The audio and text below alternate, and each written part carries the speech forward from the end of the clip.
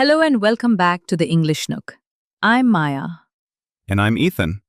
If you are joining us for the first time, this is our dedicated sanctuary for C2 mastery, where we move far beyond the mechanics of the English language to dissect the profound intersection of human psychology, societal shifts, and communication.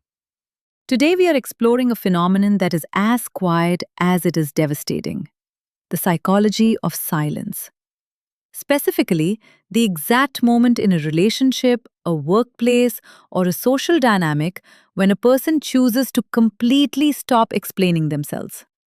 It's a fascinating behavioral shift, Maya. In popular culture, silence is frequently weaponized.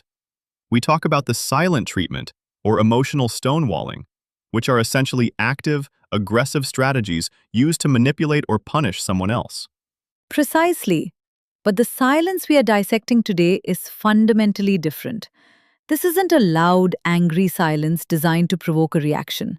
This is a quiet, internal resignation. It occurs when an individual realizes they have entered a terminal echo chamber, where no matter how clearly they articulate their boundaries, their thoughts, or their emotional reality, they will inevitably be misunderstood. Terminal resignation. That is a brilliant way to frame it. It's the point where the cognitive energy required to defend yourself or bridge the gap between two minds outweighs the statistical probability of actually being heard. It is a protective mechanism, a final, psychological boundary erected to preserve one's internal peace. And for our C2 listeners, navigating this specific gray area requires an entirely different caliber of vocabulary. We aren't just talking about being quiet or feeling tired. We are analyzing concepts of interpersonal detachment, cognitive dissonance, and the subtle erosion of emotional equity within modern relationships. Throughout this 5-part masterclass, we will meticulously unpack this psychological evolution. We will look at the subtle warning signs that precede complete detachment, the societal structures that push modern thinkers into isolation, and how to identify this behavior in yourself or the people around you. And, as always, we will conclude our deep dive with our signature word tour, where we will isolate 5 highly sophisticated, abstract terms from our dialogue so that you can seamlessly integrate them into your own professional and academic discourse. So, if you appreciate these deep, intellectual explorations and want to continue elevating your linguistic prestige, do take a brief moment to hit that subscribe button. Your engagement directly fuels our ability to produce these high-tier, specialized analyses. Pull up a chair, eliminate the external noise, and let's begin. Ethan, where does the erosion actually start? It begins with a concept known as persistent misattunement, Maya. And that is exactly where we are heading next. So, Ethan, let's get right into the mechanics of this. This kind of silence doesn't just appear out of thin air. It's a slow, agonizing process of erosion that almost always begins with what psychologists call persistent misattunement. Which is essentially a fancy way of saying a chronic, ongoing disconnect. It's when... Right. It's when you communicate a genuine vulnerability or a boundary, and the other side completely misinterprets it. Not just once or twice, but systematically. Exactly. And the crucial thing for our C2 listeners to realize here is that in the early stages of this dynamic, a person actually fights against the silence. They protest. They argue. They write those massive, paragraph-long text messages trying to explain their perspective. Because they're still investing emotional equity. They're desperate to be understood. Precisely. Every long message or heated argument is a sign that they still believe the relationship or the workplace can be saved. It's an active investment. But when those efforts are met with a brick wall of defensiveness, or worse, invalidation, that's when the psychological pivot happens. The brain runs a brutal cost-benefit analysis. It realizes that the cognitive and emotional energy required to articulate a thought is yielding a 0% return on investment. Right.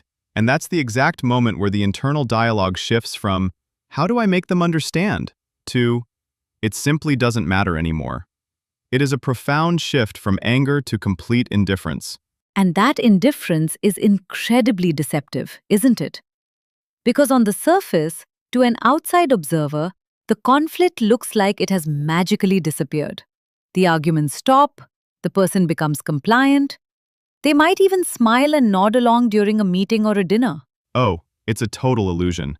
The other party usually thinks, great, we finally moved past that issue, when in reality, In reality, the relationship is already dead.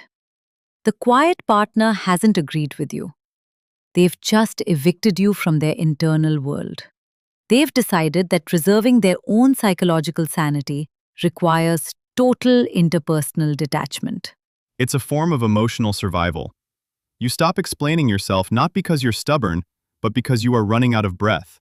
You are protecting the final, sacred remnants of your inner peace from being distorted. It really is a quiet tragedy. And it leads directly into a very dark cultural phenomenon we see in modern society today. This terrifying illusion of peace that hides deep systemic burnout. Let's be completely honest here, Ethan. Choosing silence in a world that pathologizes anything less than constant, enthusiastic communication comes with a massive social penalty. Oh, without a doubt. If you go quiet, modern society immediately assumes there's a pathology. You're labeled as passive-aggressive, emotionally unavailable, or just plain difficult. Which is such a lazy misinterpretation. Exactly. Because the person isn't being difficult, they are simply exhausted. But because we live in this hyper-connected performative era, if you aren't constantly over-explaining yourself, people assume you're weaponizing your silence. They treat your self-preservation as a personal attack. It's a profound double standard. We are constantly told to set boundaries and protect our mental health. But the moment your boundary requires someone else to sit with the discomfort of your silence, suddenly you're the antagonist. You become the villain in their narrative.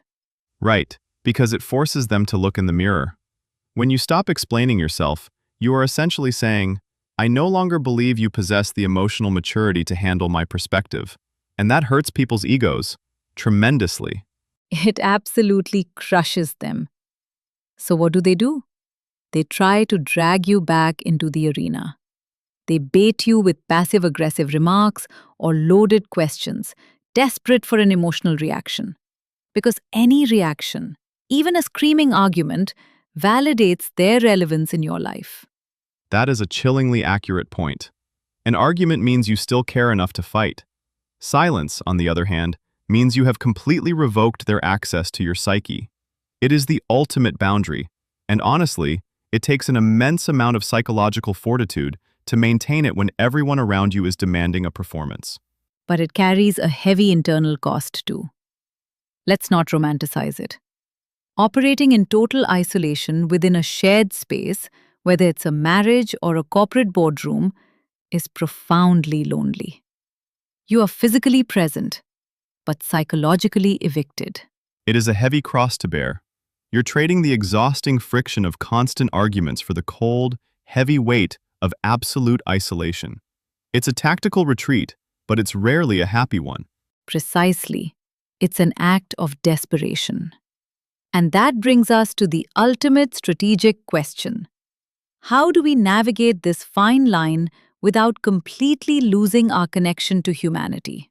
It requires a profound framework, a blueprint for high-status intentional communication. And that is exactly what we are going to unpack in the next segment. So, if we accept that this silence is often an inevitable protective mechanism, the question becomes, how do we execute it correctly? Because there is a massive difference between a petulant, immature silent treatment and high-status, strategic silence. Absolutely. The distinction lies entirely in intentionality. Immature stonewalling is designed to punish the other person. It's a manipulation tactic desperate for a reaction. Strategic silence, however, is about reclaiming your emotional sovereignty. Right. It's about shifting the focus entirely away from changing them and redirecting that energy toward preserving you. Exactly. When you reach that threshold of terminal resignation, You don't just slip into a passive-aggressive funk. You explicitly, but calmly, state the boundary once, and then you disengage completely. You might say something like, "I've articulated my perspective clearly, and we seem to have reached an impasse. I'm choosing to step away from this discussion to preserve our remaining rapport." It's beautifully disarming because it completely denies them the theater of an argument. You are refusing to perform in a rigged game. And for our C2 listeners, mastering that exact script requires incredible psychological restraint. You are choosing to sit with the discomfort of being misunderstood rather than degrading yourself by begging for validation. It's the ultimate power move, honestly, because you're essentially saying, your opinion of my reality is no longer my business. You drop the need to control the narrative. And that is terrifying to a toxic or manipulative person. When you stop defending yourself, their psychological mirror is forced right back at them. They are left alone with their own noise. But let's look at the long-term strategy here. You cannot live in an absolute vacuum forever. Strategic silence should be used as a temporary sanctuary, a tactical pause to evaluate whether the relationship or the corporate environment is worth salvaging, or if it's time to orchestrate a permanent exit. Beautifully stated. It's a diagnostic tool. If your silence is met with genuine reflection from the other side, there might be a path forward. If it's met with more anger and escalating manipulation, your answer is clear. The silence was just the prologue to your departure. It's about navigating life with profound dignity. Know your worth, measure your words, and never spend your limited emotional currency on an audience that has already decided to misinterpret you. A perfect place to pause and anchor the dense intellectual language we've utilized today. Let's transition straight into the final segment and welcome to our final destination for today, the word tour. At the C2 level, we aren't simply expanding our vocabulary. We are sharpening our instruments. We are selecting words that capture the absolute finest nuances of human behavior. Let's isolate 5 highly sophisticated, abstract terms from our dialogue today that will immediately elevate your linguistic prestige. Our first architectural term, persistent misattunement. This refers to a chronic, ongoing psychological failure to understand, match, or respond accurately to another person's emotional state or boundaries. When a relationship or workplace suffers from persistent misattunement, the emotional foundation begins to systematically erode. Term number 2, terminal resignation.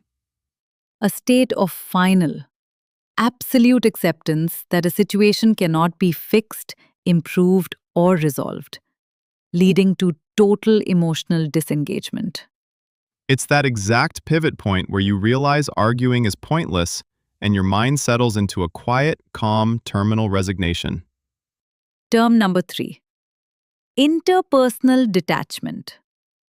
The deliberate cognitive and emotional decision to withdraw yourself from a social connection or dynamic to protect your own psychological sanity. Instead of launching a loud, messy conflict, high-status individuals often default to interpersonal detachment to preserve their peace. Term number 4, pathologize. To characterize a normal, logical human behavior or emotional response as a psychological disorder or medical problem. Modern culture loves to pathologize silence, viewing a healthy boundary as a sign of being emotionally unavailable or cold. And finally, phrase number 5, emotional sovereignty. The supreme power, authority, and freedom to control your own internal emotional state without letting external variables dictate your reality. Choosing strategic silence isn't a sign of weakness. It is the ultimate reclamation of your emotional sovereignty. A truly magnificent linguistic toolkit. Now, as we prepare to close the Nook today, we want to invite you into our inner circle for a brief reflection. Have you ever reached that threshold of terminal resignation in a past relationship or a corporate environment? Did you choose the exhausting path of over explaining, or did you lean into strategic silence? Describe that psychological shift for us in the comments below. We challenge you to use at least one of today's words, like misattunement or emotional sovereignty, to construct your reflection. Maya and I will be personally auditing the commentary to engage with your syntax. And if this analytical deep dive challenged your thinking and added value to your linguistic portfolio, please take a moment to hit that like button. It is a small gesture, but it directly signals the algorithm that premium high-tier educational content deserves to be distributed globally. We are immensely grateful for your intellectual curiosity and your continued presence here at the Nook. Protect your boundaries, preserve your words, and we will see you in our next masterclass. Stay sophisticated, everyone. Goodbye for now.